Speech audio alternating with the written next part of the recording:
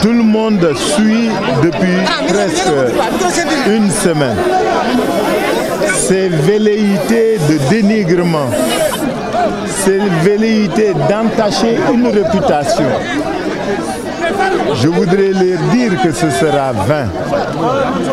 En 2009, quand nous avons été élus à la tête de cette ville, nous avons placé la transparence, la gestion vertueuse au cœur de la gouvernance que nous instaurions.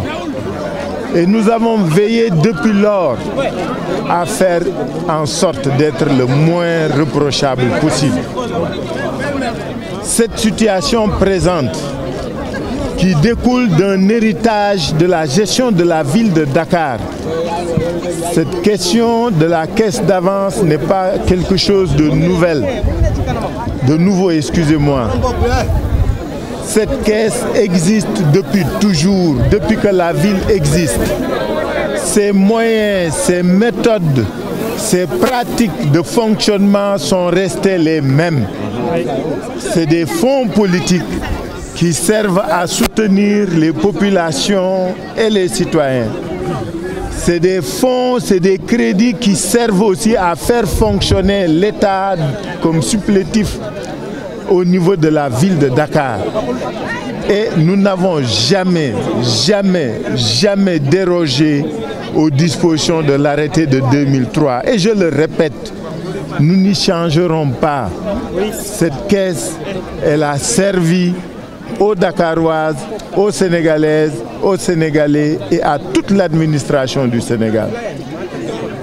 Et je voudrais dire que cette pression qui est faite sur nous, tout ce qui est fait aujourd'hui, c'est nous amener à dire à qui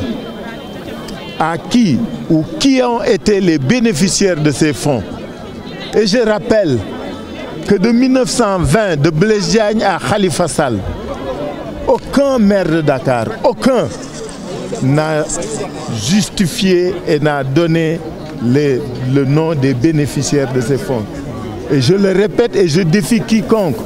Quand nous sommes arrivés, il n'y a aucun archive concernant cette caisse dans la ville de Dakar. Aucun archive.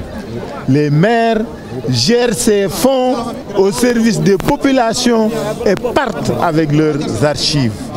Je ne serai pas, moi, Khalifa Sall, le premier maire à déflorer le nom des institutions, des personnes morales, des personnes physiques qui ont bénéficié de ce crédit. Jamais je ne le ferai.